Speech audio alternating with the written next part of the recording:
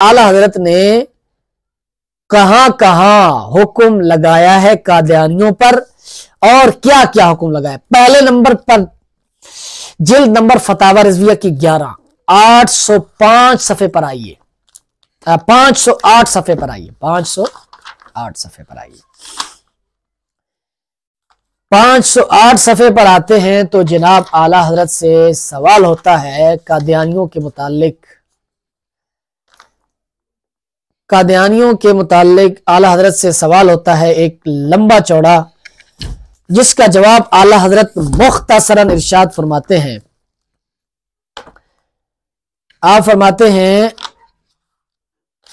जो मैं आपके सामने बयान करना चाहता हूं वो है, पीछे सवाल हुआ ना जी तवील किसी मसला की, उसमें तो आला हजरत ने जवाब इरशाद फरमाया मिर्ज़ई मुर्तद है, जैसा कि हमने उसामुल हरमैन में बयान किया। और मुर्तद मर्द हो या औरत, उसका निकाह किसी मुसलमान या काफिर असली या मुर्तद हर इंसान या हैवान जहां भर में किसी से नहीं हो सकता, जिससे होगा ज़िनाए महज होगा। फिर आगे फतावा आलमगीरी वगैरह वगैरह के हवाला जात। तो यहां से जो मैं बात के बयान करना चाहता हूं, मिर्ज़ाई कादियानी शरीयत मोहम्मदी में मुर्तद है ना कि काफिर। काफिर और मुर्तद में फर्क है। हाँ, मुर्तद इनको आप कुल्ली तौर पर काफिर कह सकते हैं, क्योंकि मुर्तद भी कुफ्र की अक़साम में से किस्म है।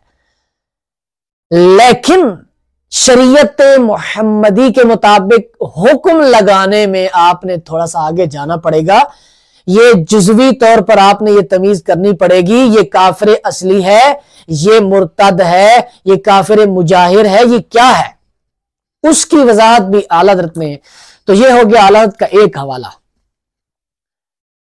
11वीं जिल्द का। उसके बाद आइए जी 14वीं जिल्द में आला हजरत ने 328 सफ़ा पर जहां कुफ्र की अक़साम बयान की हैं, इसी में मैं आपको यह भी बता दूं कि आला हजरत ने तकसीम की है काफिर, काफिर असली, काफिर मुर्तद। काफिर असली की फिर अक़साम, काफिर असली में मुनाफिक, मुजाहिर, दहरिया, मुशरिक, मजूसी, किताबी वगैरह, और मुर्तद के अंदर आला हजरत ने मुजाहिर, मुनाफिक की तकसीम फरमाई है। और कादियानियों को आला हजरत ने मुर्तद की सफ में शुमार फरमाया है। मुर्तद मुनाफिक वो कि कलमा इस्लाम अब भी पढ़ता है, अपने आप को मुसलमान ही कहता है, ठीक है, जैसे आला फरमाया जैसे आजकल के वहाबी, राफजी, कादियानी, नेचरी, चकड़ालवी, झूठे सूफी के शरीयत परस्ते हैं। तो मेरे दोस्तों, इसमें आला हज़रत ने इसमें भी कादियानियों को मुर्तद की सफ में शुमार किया है।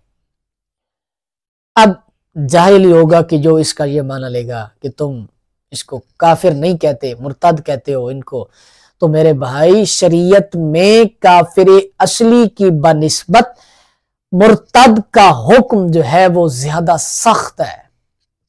हम इनको मुर्तद कह के तुमसे ज्यादा इनकी मुखालफत करते हैं। हम तो कहते हैं कि मुर्तद को, बल्कि शरीयत, हम क्या कहते हैं, शरीयत कहती है कि मुर्तद को सरजमीन पर जिंदा रहने का हक ही नहीं है। हाकिम इस्लाम उसको मोहलत दे 3 दिन की, अगर नहीं मानता उसको कत्ल कर दिया जाए। हम तो ये कहते हैं, हम तो कादियानियों के मुतालिक हमारा तो ये मुतालबा है। यार चलो इसको मनवा लेना ये अलहदा है, लेकिन हकीकत बात तो अवाम के सामने पेश करो, उनके मुतालिक हुक्म शरई तो अवाम नास को बताओ। अच्छा, आगे ये हो गया जनाब 14वीं जिल्द का हवाला। उसके बाद एक और हवाला जिल्द नंबर 21। जिल्द नंबर 21 में आला हज़रत ने 278 सफ़ा पर, 278 सफ़ा पर इमाम अहले सुन्नत ने, यहां भी आपसे सवाल ही हुआ और सवाल के जवाब में इमाम अहले सुन्नत ने फरमाया वहाबिया वगैरह मुक़ल्लिदीन व देवबंदी व मिर्ज़ाई वगैरह हम फिरकी आजकल सब कुफ़ार मुर्तदीन हैं, उनके पास नशिस्तो बर्खास्त हराम है, उनसे मेलजोल हराम है, अगर अपना बाप या भाई बेटे ही क्यों ना हो। तो यहां पर जो आला हज़रत ने फरमाया कुफ़ार मुर्तदीन, ये फरमाने का क्या मकसद है? कुफ़ार कुल्ली तौर पर फरमा दिया और मुर्तदीन जुज़वी तौर पर फरमा दिया।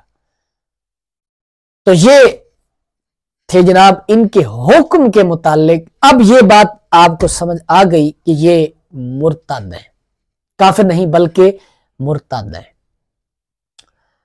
अब मुर्तद कौन होता है और मुर्तद और काफिर में फर्क क्या होता है? मुर्तद वो शख्स जो इस्लाम लाने के बाद कुफ्र की तरफ फिर जाए, जैसे कुरान मजीद ने फरमाया मैं यरतद्द मिनकुम अन दीन ही से दीन इस्लाम मुराद है। या फिर वो शख्स जो कुफरिया अकायद रखता हो और उसके साथ दावा इस्लाम रखता हो, कुफरिया अकायद और दावा इस्लाम रखता हो, तो इन पर मुर्तद होने का हुक्म इसी वजह से है कि ये कुफरिया अकायद भी रखते हैं और दावा इस्लाम भी रखते हैं। जहां तक वो दूसरी बात कि इस्लाम में आए और चले गए, नहीं, इनमें इनका तो इस्लाम में आना ही साबित नहीं, ये तो शुरू से ही इर्तिदाद पर हैं। तो इनके लिए, इनको हम इस वजह से मुर्तद कहते हैं कि ये अपने इर्तिदाद के साथ दावाए इस्लाम भी रखते हैं। अब आपके सामने कादियानियों का हुक्म वाज़े हो गया कि कादियानी शरीयत इस्लाम में मुर्तद है। अब मुर्तद के मुतालिक हुक्म शरई क्या है? क्या मुर्तद को रियासत इस्लामिया में अकलियत करार देकर रखा जा सकता है? क्या उनको जनाबे वाला अकलियतों के हुकूक दिए जा सकते हैं? क्या उनको ये अकलियत का ढोंग रचाकर, क्या उनको असम्बलियों में काफिर करार दिलवाकर अपनी फतह के जश्न मनाए जा सकते हैं? क्या यही हुक्म शरई था? नहीं।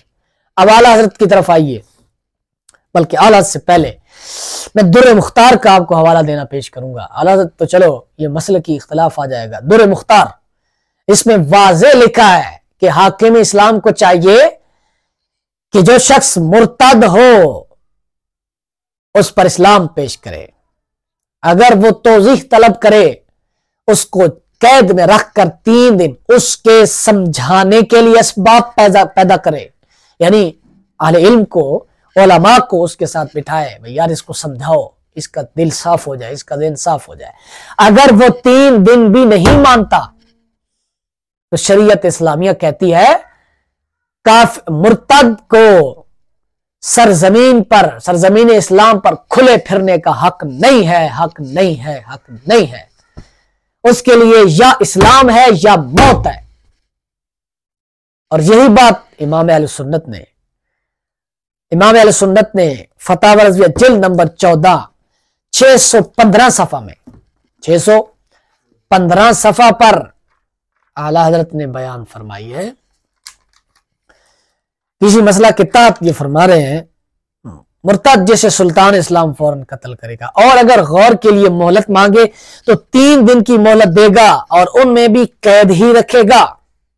वही बात दुर्र मुख्तार वाली, और यही आप, इसमें इख्तलाफ नहीं है। आप जितनी भी फिक़ह की किताबें उठाकर देख लीजिए तो आपको अनाफ की किताबों में यही मसला मिलेगा।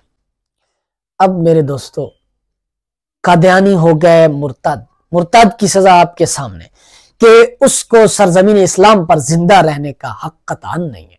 उसके लिए या इस्लाम है या उसके लिए तलवार है।